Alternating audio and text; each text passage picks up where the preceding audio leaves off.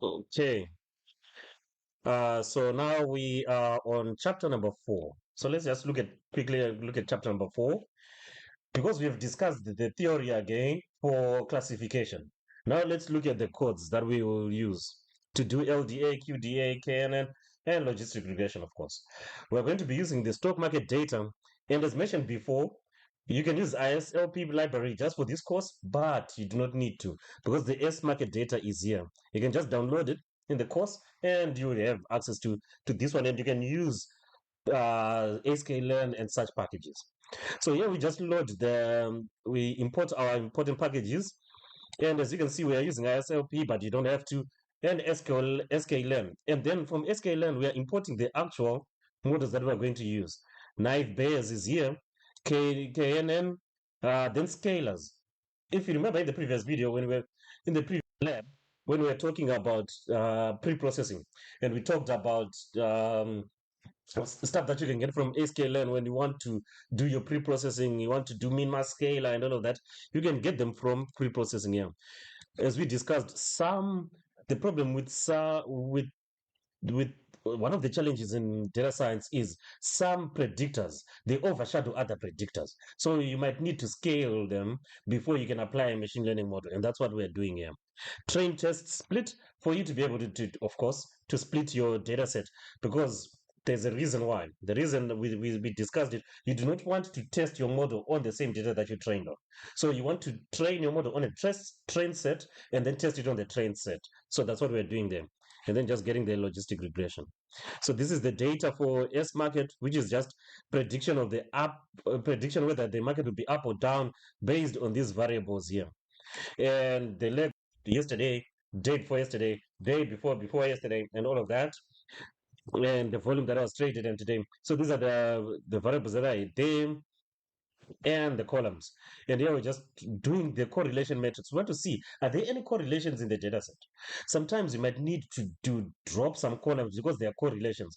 As we mentioned, correlations, it means the information that is in one column is already contained in another column if they are highly correlated. And that will just add noise and all of that if you include both of them. You might want to drop them. So here we're just looking at correlations. They're not very correlated at all. Of course, the diagonal elements are going to be one correlated because it's just going to be leg 2 and leg 2. The diagonal elements are correlated. If you want, you can look at things like, for example, as one would expect, the correlations between the legged columns and today's returns are close to zero. The only substantial correlation is between year and volume. So you can see volume and the year, it's 0.53. The rest, you can see they are very, very low values. By plotting the data, we see that volume is increasing over time. In other words, the average number of shares traded is increased. So there's some correlation. As the years are increasing, the volume is also increasing. So that makes sense. To have like a correlation here, there's a relationship going on there. Let's start with logistic regression. Again, this is using the custom package. You don't need to use the custom package. You can just get logistic regression straight from sklearn. As you saw here, we imported our logistic regression, so you can just use that straight. But this is just for explanatory purposes. So when you get this notebook, this is just for explanatory purposes. Your homework is not using ISLP. Try get the same results using logistic regression that you probably use in proper in proper projects. So yeah, these are the variables that we're going to use. We're going to drop the today. Of course, we're going to drop the direction because that's what we are trying to predict, and we are going to drop the year. They offer no information there, and this becomes we do our fit transform on the remaining columns, and our y becomes the direction, and we're saying equal to up. So what that means is the direction equal to up, that is going to be our one. So wherever there's an up in direction, so in our data set where the direction was equal to up, right, the direction was equal to up, what this does, that code does, is everywhere where there's a up, there's going to be a one. Everywhere where there's a down, it's going to be y equal to up. It's now down, so we cannot say down equal to up, it is equal to zero. So this one will be equal to zero, and will be equal to 1. So this part here is just creating y, which is made up of ones and zeros. That's all. So now we have our x and our y. We are going to fit from the generalized linear models. We are going to fit a binomial. So when you get from generalized models, these are a class of models that include logistic regression and many others. And here, for it to know we want to do linear regression or logistic regression, you have to put this family. What family are we doing? We are doing a family which is binomial, which is the logistic regression, because as you remember, logistic regression does binary predictions. So which is one which is two classes. So binomial is the one that does for logistic regression. So you just put the family there, or your homework will be to get logistic regression here, because you can instantiate a logistic regression equal to logistic regression that we had from. You can do that. You can do that. So I'm not going to do it here, but you can do that, and then you actually fit the logistic regression straight from sklearn without having to go through generalized linear models. The results are results of the fit. Let's fit the generalized linear model here, and then we summarize the results. So these are the results: the coefficients, the p-values, very high p-values. The smallest p-value here is associated with leg 1. Negative coefficient for this predictor, this one here, which is their beta. So this is beta naught, beta 1, beta 2, beta 3, beta 4, and so on. So the negative coefficient, as you can see here, it suggests that if the market had a positive return yesterday, then it is likely to go up today. So, however, at a value of this 1.5, it's difficult to really make a conclusion. There's no clear evidence of a real association between leg one and the direction. Um, yeah, so it's difficult to really put a proper stake in the ground that we know, because the p-value is not that high. You can test this out when you get the notebooks. Of course, parameters as well, p-values as well. And then now, if so, what happens is with these models, we can use them to predict probabilities. So the predict method of the results, when we have the results, can predict probability that the market will go up, because that's what we said, right? Y is equal to up. So we are predicting probability of the market going up. So the probabilities that we are going to get, given the values of the predictors, are going to be these. So this method returns predictions on the probability scale. If no data is supplied to the predict function, then the probabilities are computed for the training data. So here we didn't supply anything, so it'll use our training data that we use to train. As with linear regression, one can pass an exponential exog argument consistent with the design matrix if we are using the design matrix. If not, you can ignore that part, because you might be going straight to logistic regression. You're not using ISLP. You're just going straight to what usually is used in scikit-learn, so you don't have to worry about that. So for our probabilities in the first 10 values in our training set, these are the probabilities of it going up. So this is the 50% probability, or 0.5, 0.48, 0.48, and all of that. So in order to make a prediction, you can now say, now that I have my probabilities, I'm going to use a threshold of 50% to say if your probability is greater than 50%, I'm going to give you an up. I'm going to say you're an up. So yeah, if the labels have a probability of greater than 0.5 probability, then I'm just going to call it up. That's it.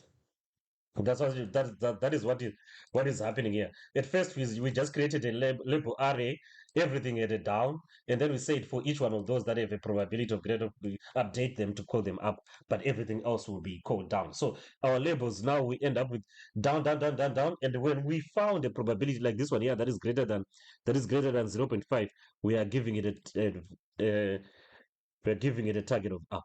And that's just it. And we create a confusion matrix. We've discussed the theory of confusion matrix in the videos prior. And this is the confusion matrix. And if you want, you can get the results of what the confusion matrix is. It's giving us a 52% accuracy. But the problem here is, as you can see, we trained on all the observations. And then now we are testing on all the observations. That is a problem. Because remember, the data is always going to be lower than the test error. So here, if you train on the same data that you use for testing, you are actually marking your own homework. So that is what we are explaining here. So what you would want to do, sorry for the emails that are just coming in. What you'd want to do is actually split the data sets. So here we are training on years that are less than 2005 and then testing on years that are greater than 2005. So we have a test. So here we have a train set, and then we have a test set that is not in the train set. So in the test set, we have 252 observations. And then now we can train on this S market train and then test on the S market test. So that's what happens here. And then what happens there, and then we create our train, we transform, we do whatever we do, we create our label. And then what then happens is after we've trained those, we then apply to the test set. When we apply to the test set, we when we create our L test, when we create our L test, we then create our labels. Because our labels now it's for the 252 that are in the test set. Let's now get the probabilities for the 252. So as you can see here, we are now getting the probabilities for the 252 in the X test. So in those ones there, the labels, we're going to say, if the probability is greater than 0.5, give it an up. And then we create a confusion matrix, our L test and our labels with the up. And then it's going to say down, up, down, up. And then create the confusion matrix that we did in the theoretical concepts. The test accuracy is about 48% with an error rate of 52. As you can see, we can now say what is the mean of the labels and the L test. And this is the error rate when the labels are not equal to the L test. So 48%. Cool. We can do the same thing here when we are using leg 1 and leg 2. Those are the ones that we just want to concentrate on. Because sometimes maybe we're including leg 3, 4, 5, they're adding noise. So let's just focus on leg 1 and leg 2. Because if you look at the p values up here, those leg 1 and leg 2, those are the ones that had lower p values. So cool. Let's use those two only. Do the same thing. And then it has gone up a bit to 55%, which is better because maybe we have removed some noise. That's what we are doing with logistic regression there. But is that good? Let's see. Let's compare it with other models. So here we're now comparing with LDA. Compared with LDA, we have our X test, our X train, same process. And then we compare. Here we're not just showing some of the principles to get into the equation. If you remember the LDA equation, you needed mu and all of those, the priors, the calculations. So here these are the LDA priors and all of those other ones. If you really want to see what the values are, but you really don't need to see this. You can just use sklearn. It will do everything in the background for you. And then you just do LDA predict on the X test after you've fit your LDA, because here we are fitting the LDA on the X train and the of course the labels for the train itself. And then here we say cool, for the X test let's predict for the L test. We get our predictions for the L test, we do a confusion matrix because we have the predicted now from the X test and we know the labels from the L test. So the confusion matrix says it's 56%. That's just what we're doing there. We do the same thing for QDA. We did the same thing for QDA. We get our predictions for the X test. We get our predictions for the X test, and then we do the actual labels for the test set. That's it. And then 50. It looks like 60%. Looks like it's performing better. Let's do the same thing for knife bears. We fit the knife bears on the train, and then we apply that fitted model to the X test. Where are we applying it? Let me see. We fit that applied model to the X test. Like here, we apply the fitted model to predict X test. When we have that, we have our labels now, and then we do our confusion matrix. Looks like it's the same as QDA. Knife Bears performs well on this data with an accurate prediction of 59%, slightly worse than QDA, but much better than LDA. Yeah, much better than Logistic. We can apply k-nearest neighbors as well. Same thing. X test, X test, Y test, all of that we fit the on train, and then we predict on the X test, and then we create our confusion matrix. And these are the results when we are using k equal to 1. They are not very good because k equal to 1, it just means we need one neighbor per observation. So each observation now becomes its own neighbor. They are not this is not very good because it's very flexible, extremely flexible. If you remember what we discussed in the KNN videos, you'd want a k that is not so flexible but it is also not terrible, so you have to play around with the k. So here with n equal to 1, you can change this into n equal to 5. Is that the best one? That's where the experiments for data science comes in. You play around with some of these parameters, and then you see this one here with the k equal to 1, it is just guesswork. It's 50%. It's like, dude, because each observation, it's an overly flexible fit because each observation is its own neighbor. So it's extremely overly flexible. K equal to 3, we're not getting better from 0.5 to 0.53. It's better. So you can play around with the K there. That's homework. And see which one is best for you. Another homework that you can actually do. Someone might ask, but aren't we thumb sucking these? Yeah, there's a bit of thumb sucking, but there is a way to actually get um, a statistically suggested K value that you can use. You can use something called the elbow method. I'm just putting it here as homework. Look at the elbow method. The elbow method is good because it goes through different numbers of k's, and then it will suggest use k equal to 3 or k equal to 10. You can actually see the elbow where the k is being suggested, and then you can use that in your model. That'll work better. So yeah, that's what we are trying to do. And here we are doing it manually. We are doing it manually because KNN, we're saying for k in the range is 6. Let's say for KNN, and we fit our KNN, we fit it in the predictor, and then we fit it in the train, and then we predict on the test for us to create predictions, right?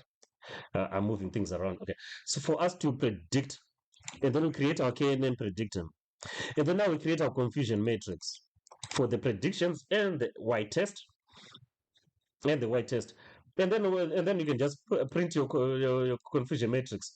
And after, sorry, I'm getting an error there. It's just a key error, but it's exactly the same thing that we've been doing here for our confusion matrix when we created our confusion table.